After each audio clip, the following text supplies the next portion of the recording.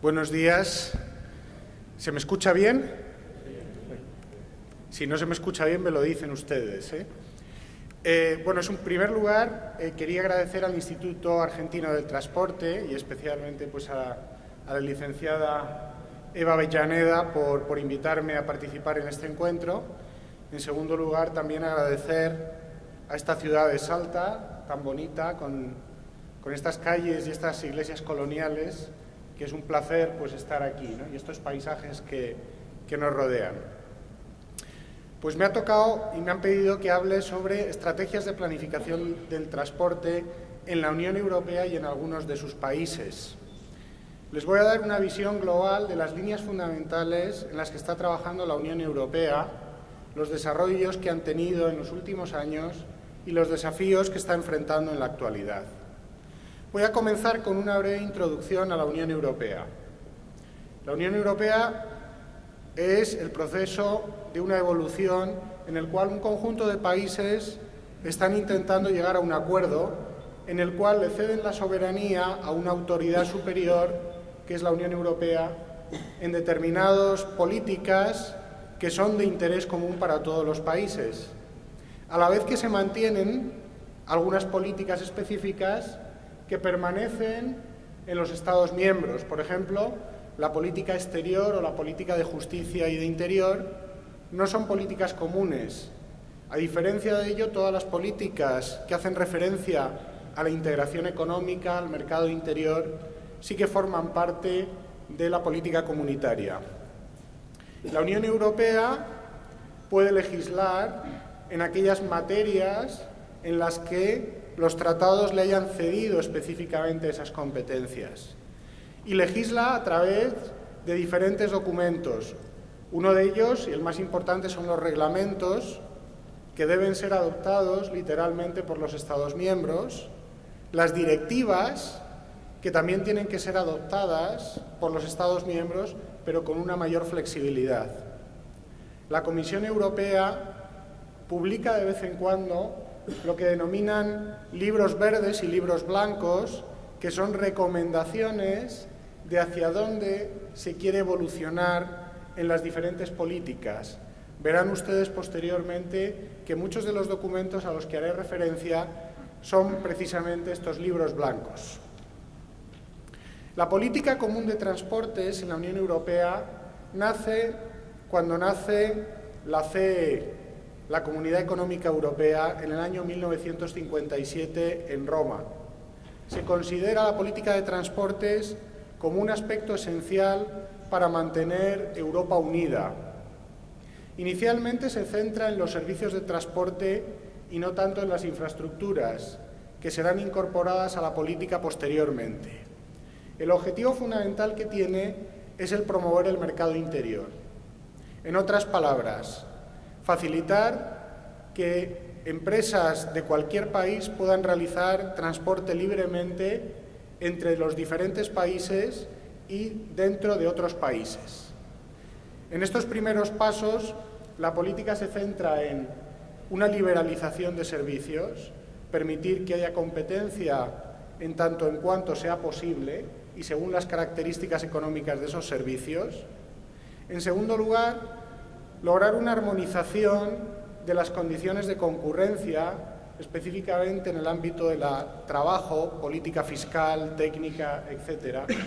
Y también definir el concepto de servicio público, debido a que el transporte, por sus características especiales, en muchos casos, para servicios de carácter urbano, para servicios de carácter regional, no es posible establecer una competencia y habrá que garantizar unos servicios mínimos que tendrán que ser prestados por el gobierno, por empresas públicas o bien a través del modelo de concesión, como le ocurre aquí.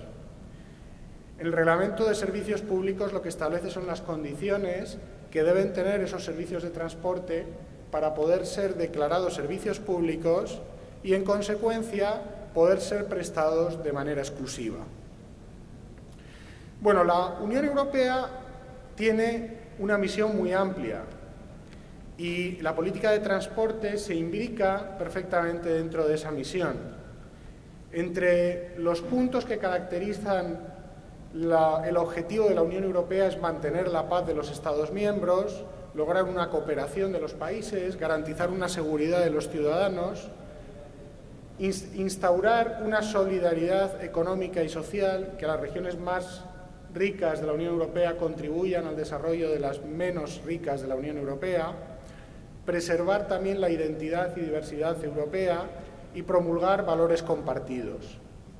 La política de transporte es clave para lograr estos objetivos y en especial para lograr 3 de las 4 libertades de movimientos que son características del mercado interior, principalmente la movilidad libre de mercancías, de trabajadores y de servicios a lo largo de los países de la Unión Europea.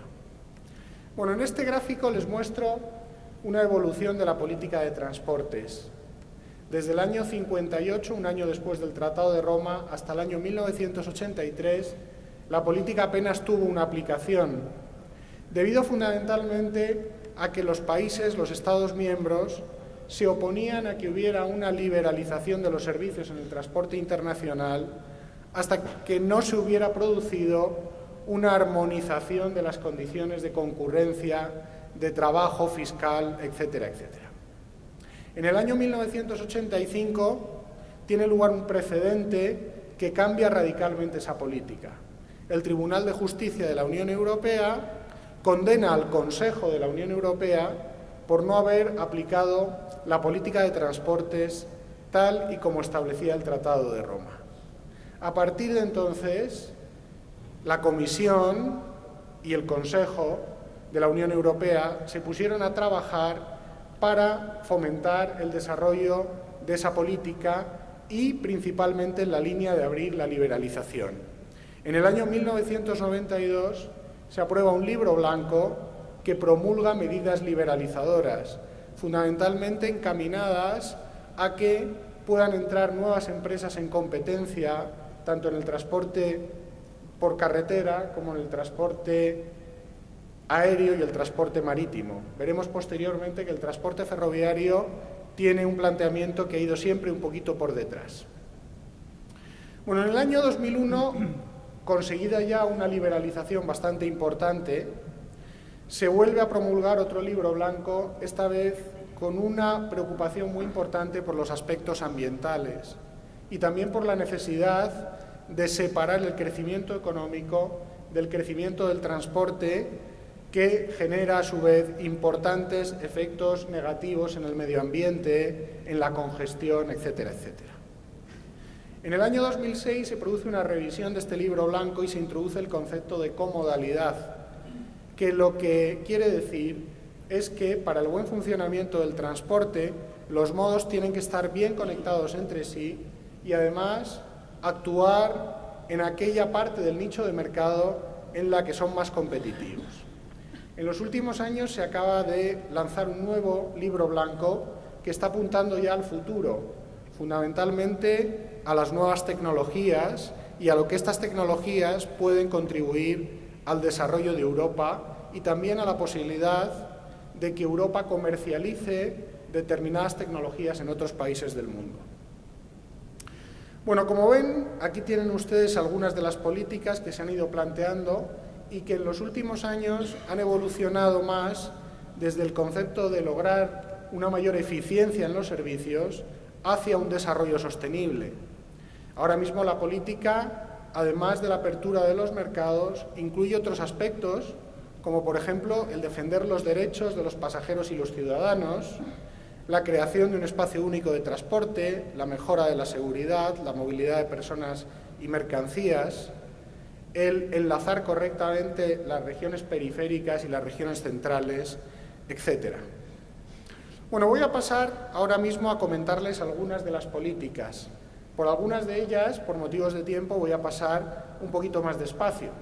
En otras me voy a detener más. Bueno, comienzo con la política de transporte por carretera, de mercancías por carretera.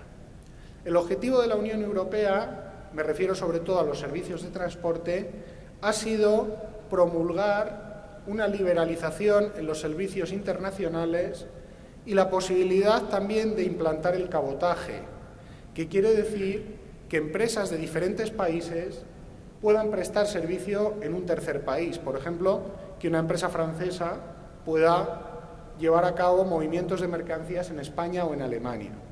El proceso pues, fue un proceso lento, pero entre el periodo que va desde el año 93 al 98 se consiguió una completa liberalización de esos servicios, que en algunos casos ha llevado a una competencia quizá demasiado fuerte.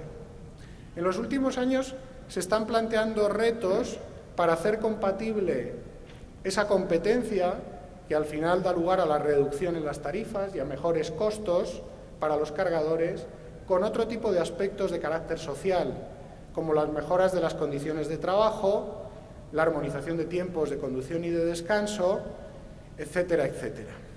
Y, por supuesto, el mejorar también la interconexión entre los nodos. Bueno, vamos a pasar un poquito el transporte de viajeros y nos vamos a mover hacia la política de transporte ferroviario. El transporte ferroviario ha sido uno de los aspectos que más tiempo han dedicado a la Unión Europea, fundamentalmente porque se partía de una situación que no era adecuada. Compañías nacionales, monopólicas, poco eficientes, en muchos casos muy politizadas, que generaban importantes déficits a los gobiernos y que con los años perdían cuota de mercado frente a otros modos de transporte, como la carretera o como el transporte aéreo, pues que iban ganando día a día, año a año, el número de pasajeros. Para mejorar el ferrocarril, la Unión Europea publicó una directiva, que fue la Directiva 91/440, en la que se establecieron las normas fundamentales de la política europea ferroviaria, que fundamentalmente fueron la separación de la infraestructura de los servicios, es decir, se impuso que todos los países tenían que separar la construcción y la gestión de la infraestructura ferroviaria de las empresas que estaban encargadas de prestar esos servicios.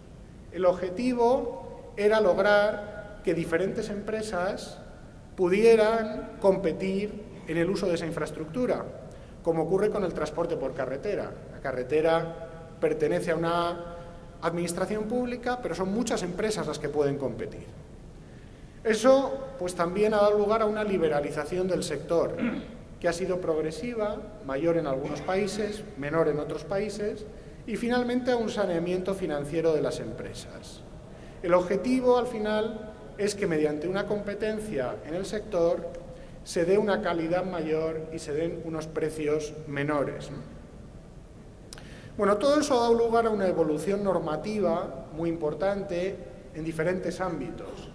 En el ámbito de los servicios públicos, de la política común ferroviaria, en el ámbito de las licencias, de definir cómo las empresas o cómo las instituciones encargadas de gestionar la infraestructura iban a adjudicar las licencias a los operadores ferroviarios. Otro aspecto muy importante ha sido la interoperabilidad entre las redes. En Europa los ferrocarriles han tenido siempre una vocación nacional y les ha faltado conexión entre sí. Y luego otros aspectos. Aquí les muestro a ustedes uno de los principales problemas que tiene Europa. En este mapa, cada color representa las características que tiene la operación ferroviaria en diferentes países. Por ejemplo, el sentido de la marcha, la carga máxima, el ancho de la vía, el sistema de electrificación, de señalización.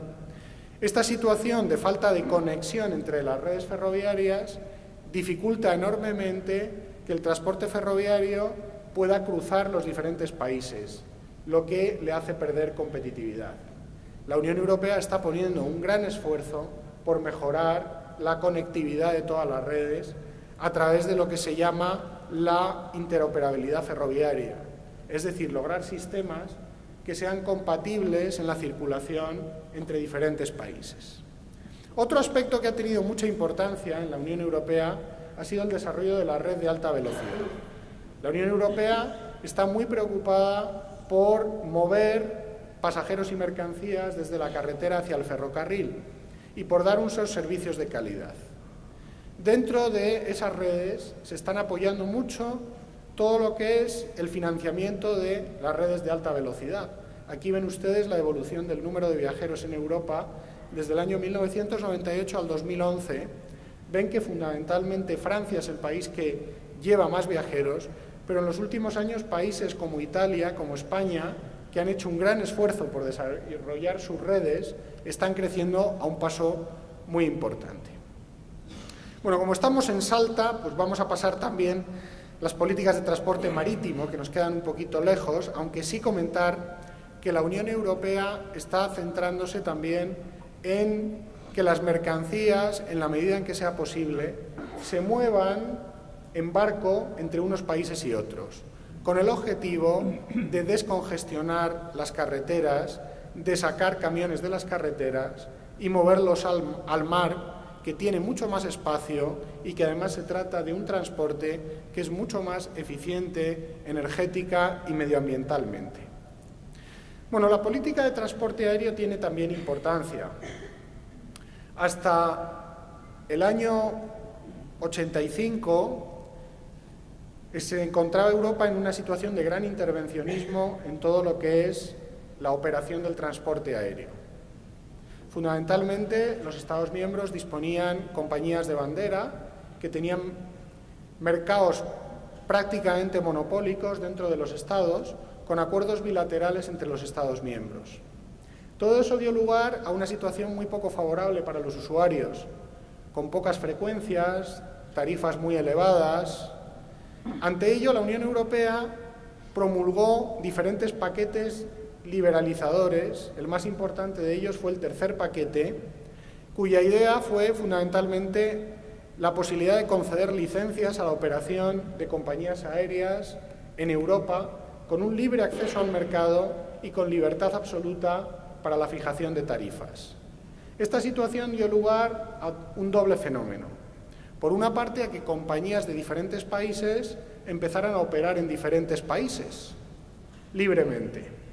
Y por otro lado, a que se crearan nuevas compañías privadas, muchas de ellas con un concepto de compañía low cost, que empezaron a ofrecer unas tarifas tremendamente competitivas dentro de lo que es el mercado interior de la Unión Europea, donde en la actualidad resulta tremendamente barato viajar entre unos países y otros. Eso llevó a que en la actualidad y en pocos años se duplicara la demanda del transporte aéreo y ahora mismo se tenga que estar dando solución a otro tipo de problemas, como es el hecho de la congestión del transporte aéreo, como es el hecho de la capacidad de muchos de los aeropuertos o como es el hecho de los derechos de los usuarios del transporte aéreo, que en muchos casos se ven sometidos a cláusulas abusivas por algunas de estas compañías. Otros aspectos también que son importantes hacen referencia hacia un movimiento hacia la liberalización de determinados servicios, por ejemplo, el handling aeroportuario, también aspectos que garanticen la libre competencia de las líneas aéreas con la asignación no discriminatoria de franjas en los aeropuertos y aspectos normativos comunes de seguridad y de derecho de los pasajeros. Hoy en día, uno de los objetivos principales de la Unión Europea es lograr lo que se denomina el cielo único europeo. ¿En qué consiste? Pues fundamentalmente en un sistema de integración de la navegación aérea europea para hacerla mucho más eficiente.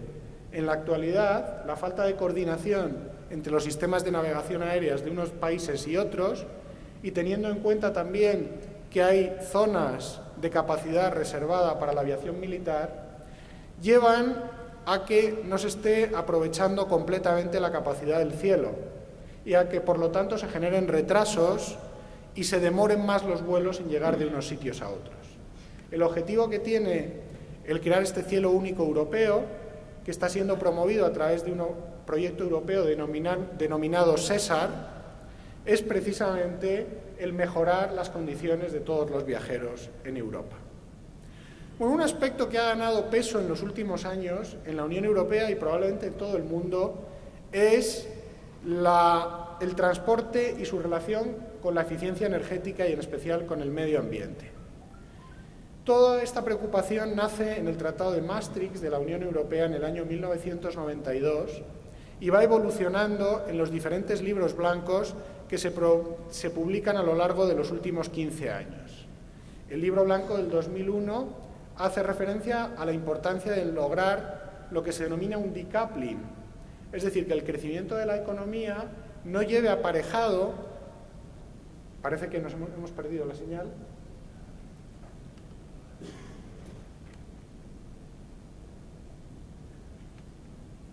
aquí parece que vuelve,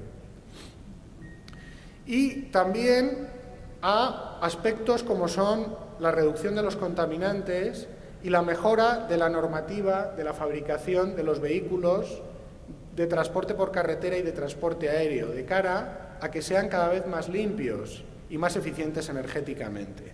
De hecho, en estos gráficos de aquí les muestro a ustedes la evolución que han tenido las normativas de fabricación de motores para el transporte por carretera en la Unión Europea.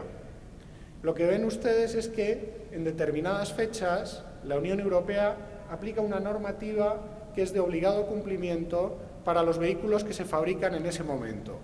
Y cada vez va imponiendo a los fabricantes condiciones más exigentes para las emisiones, que pueden ser de diferente tipo, desde CO2, carbono, partes por millón, partículas, óxidos de nitrógeno, etcétera, etcétera. Todo ello lo que ha llevado es a que en los últimos años haya habido una mejora sustancial en las emisiones del transporte. Y un ejemplo claro es lo que ha ocurrido, por ejemplo, con las emisiones de CO2.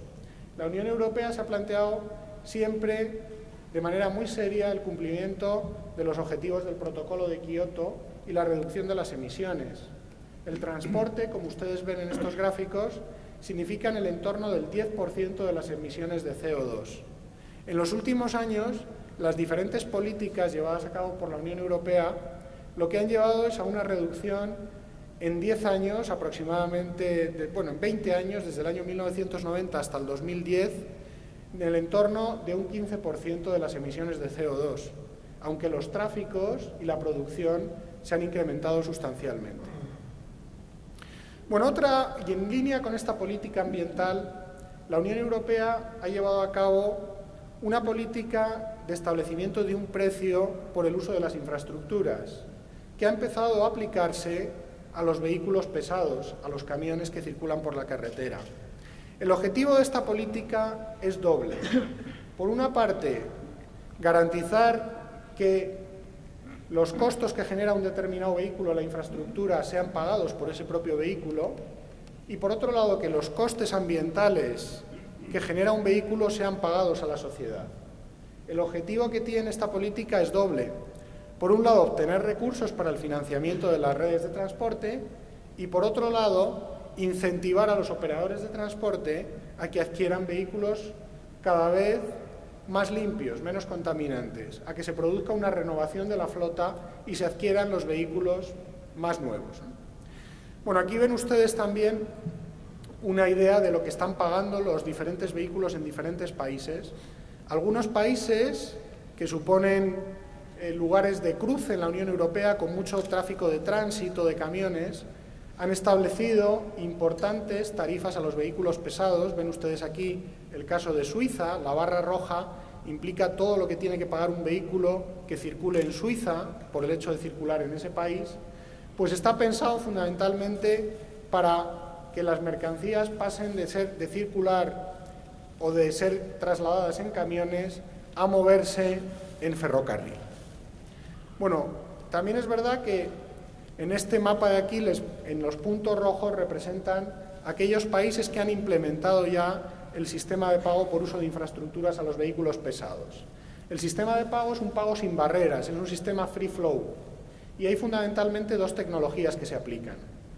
Les llamo a ustedes la atención que de momento están siendo los países del centro de Europa, que son aquellos países que tienen un mayor tráfico de tránsito, los que están implementando estas medidas, fundamentalmente para que los camiones, los vehículos pesados de otros Estados miembros que los cruzan, paguen por el uso de esas infraestructuras. Aquí tienen ustedes también un ejemplo de algunos de estos países, como es el caso de Suiza, de Austria, de Alemania, pues que han aplicado diferentes políticas. En algunos casos han decidido establecer estas tarifas en toda la red, en otros casos han decidido aplicarlas únicamente en algunos tramos de la red. En algunos casos También se establece una mayor tarifa en función de la categoría del vehículo, del número de ejes, y en otros casos pues se priman otras medidas. Bueno, voy a comentar algo también sobre la política de seguridad vial. Otro aspecto muy importante en la Unión Europea ha sido lograr la efectiva mejora de los índices de seguridad vial a través de la reducción de las víctimas, ¿no? Entonces, en este diagrama que les muestro a ustedes aquí, aparecen los diferentes países de la Unión Europea y las reducciones que han tenido en las víctimas mortales de tráfico desde el año 2001 hasta el año 2011. Entonces, como valor medio, se ha conseguido en 10 años una reducción de un 49% de las víctimas mortales. Eso es la media. Hay países, como es el caso de España, que se encuentra por aquí, en que la reducción ha estado en el entorno del 65%. ¿A qué se ha debido esto? Pues a un conjunto de políticas, al establecimiento del carné por puntos, del permiso de circulación por puntos, a un mayor control de la velocidad y del alcohol y a campañas de concienciación ciudadana, ¿no? También en este sentido la Unión Europea ha ayudado mucho a través de la publicación de diferentes documentos y a través también del desarrollo de proyectos conjuntos con idea de que aquellos países con mejores prácticas y con mejores resultados en materia de seguridad vial puedan transferir su experiencia positiva a aquellos países que no lo estaban haciendo tan bien. Los resultados son muy buenos y en la actualidad se están trabajando también en otros puntos, fundamentalmente en el enfoque integrado con otras políticas, el influir desde la educación. La idea es que ahora mismo los chavales pequeños, cuando están en el colegio, reciben ya una educación muy importante de lo vital que es el conducir correctamente, el respetar las normas de tráfico, etcétera, etcétera, ¿no? De hecho, se nota un cambio generacional muy importante en Europa entre unas personas y otras. Y finalmente también la concienciación ciudadana, el hacernos todos cargo de que es un elemento fundamental para la calidad de vida en cualquier país. De hecho, el objetivo actual es volver a reducir en un 50% las víctimas mortales y de hecho hay algunos países, como es el caso de Suecia, que están hablando ya de víctimas cero, es decir, que si se produce una víctima en la carretera sea por una causa totalmente ajena tanto al conductor como a la carretera, ¿no? Porque cae un meteorito, por ejemplo, ¿no? Pero es decir, no porque realmente se produzca o haya posibilidades de producir accidentes, ¿no? Bueno, finalmente vamos a hablar también de la política de infraestructuras. Como les he dicho, en el comienzo, en el año 1957, en el Tratado de Roma, la política de infraestructuras, y por política de infraestructuras me refiero a la libertad que tienen los Estados miembros de llevar a cabo la planificación de las redes en los diferentes países, quedó del lado de los Estados miembros, no de la Unión Europea. Es decir, la Unión Europea no puede ir a España y decirle que construya un paso transfronterizo que le comunique con Francia, porque eso es competencia de los Estados miembros. ¿Qué ocurrió? Que con los años, y cuando llegó el Tratado de Maastricht en el año 1992, la Unión Europea se dio cuenta que era imposible lograr una interconexión de los servicios si no se planteaba a la vez un planteamiento de interconexión de las redes. A partir de entonces se empezó a plantear lo que se denominó la política de redes transeuropeas, que no son solo de transportes, sino que también hacen referencia a sistemas de telecomunicación y a sistemas energéticos. El objetivo de esta política es que la Unión Europea está interesada en desarrollar corredores que, pudiendo no ser de interés para un determinado Estado miembro, porque no le interesa conectarse o tiene otras prioridades, sí que son de un interés comunitario y sobre todo puede afectar a países más periféricos. Imagínense ustedes, por ejemplo, el caso de España. Para España es vital estar conectado con Francia, porque el mercado donde vende España es Centro Europa.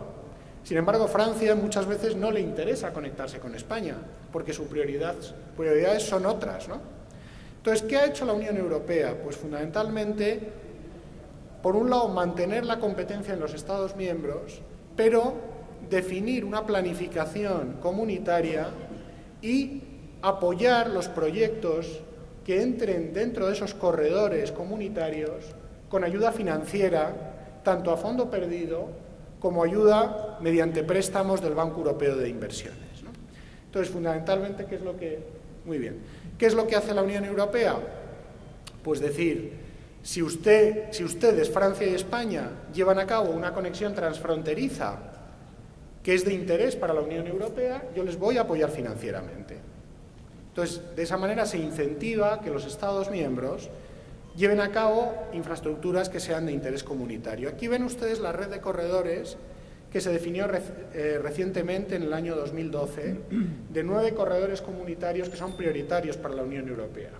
Dentro de estos corredores se incluyen diferentes tipos de infraestructuras, carreteras, aeropuertos, ferrocarriles, puertos y, por supuesto, estaciones de intercambio modal entre todas ellas, ¿no? Bueno, voy a dar ahora algunos ejemplos más específicos de algunos planes, de algunas ideas que han surgido no tanto en el marco de la Unión Europea, sino en el marco de las políticas específicas de los países. En primer lugar, voy a hablar del último plan de infraestructuras de transporte y vivienda que se aprobó en España recientemente y que establece 5 objetivos prioritarios estratégicos, no solo para las inversiones, sino también para todo lo que es el ámbito de gestión del transporte y el ámbito institucional. Esos objetivos son la eficiencia, el desarrollo económico equilibrado, movilidad sostenible, cohesión territorial y accesibilidad, integración funcional e intermodalidad. Es interesante de este plan también que contempla no únicamente una lista de actuación de inversiones que hacer, sino también el desarrollo de aquellas medidas de carácter regulatorio, institucional, legal, que puedan facilitar eso, porque al final el éxito del transporte no consiste únicamente en construir redes, sino consiste también en que haya una gestión adecuada, en que se pueda promover una competencia leal entre las empresas que acabe favoreciendo a toda la sociedad. Bueno, este plan fue desarrollado por el Ministerio de Fomento, que es el ministerio, lo equivalente al Ministerio de Transportes aquí en Argentina, en las infraestructuras de su competencia, e incluye previsiones presupuestarias en función del crecimiento del PBI. Lo que quiere decir es que si el país evoluciona más económicamente, habrá más recursos para invertir. Si evoluciona menos, habrá menos.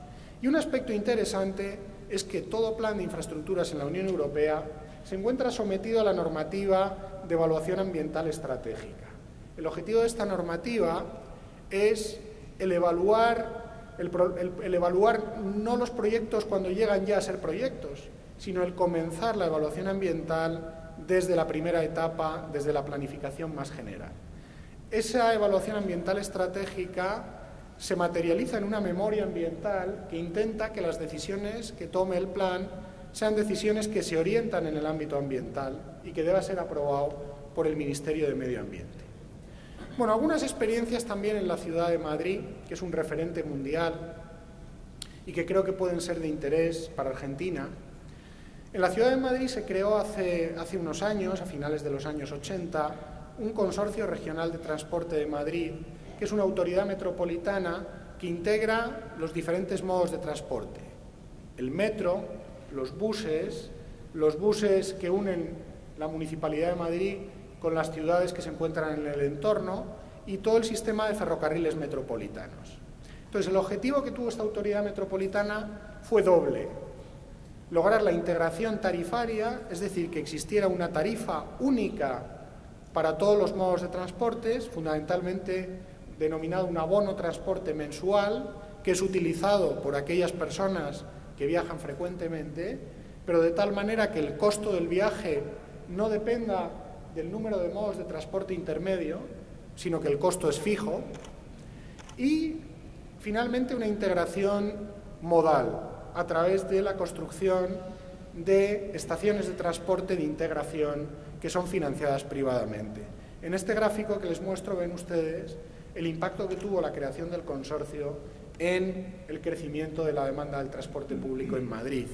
Y aquí les pongo una diapositiva, una diapo, con los intercambiadores de transporte público que se desarrollaron en la ciudad de Madrid para liberar espacio en superficie, enterrarlos y hacer la conexión entre los diferentes modos mucho más sencilla, ¿no?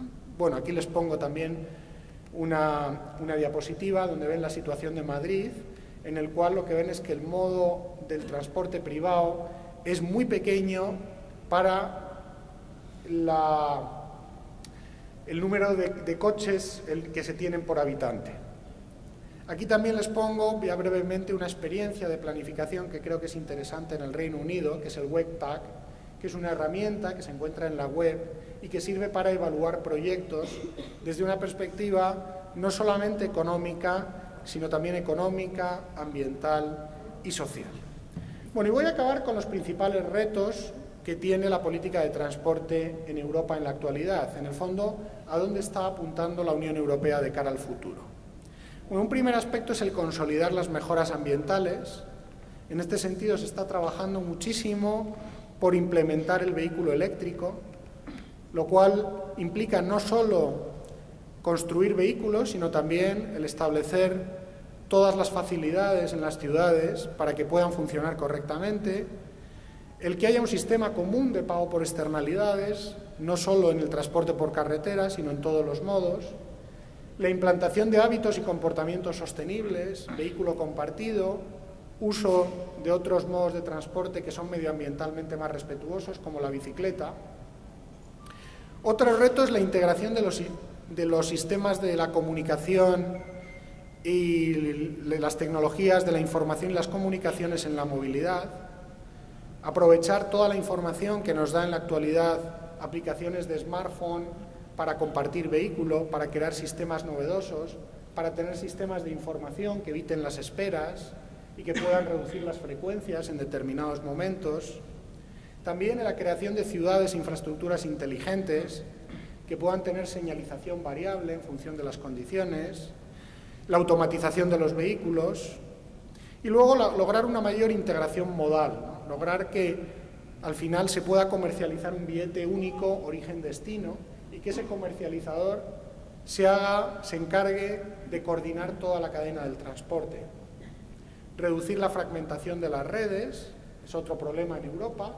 Ahí se está trabajando ya en el cielo único europeo, en las redes transeuropeas, la interoperabilidad ferroviaria. Promulgar aspectos sociales del transporte. El transporte tiene una gran integración con la sociedad, los derechos de los pasajeros, la calidad, también todo el tratamiento de las situaciones de emergencia que pueden surgir por fenómenos naturales, por ataques terroristas, por eventos especiales y finalmente pues lograr un financiamiento sostenible, que todas las actuaciones en transportes no comprometan la capacidad futura de los gobiernos futuros de poder acometer también las inversiones que tienen que llevar a cabo. Pues muchísimas gracias y ahora en el coloquio pues podemos hablar.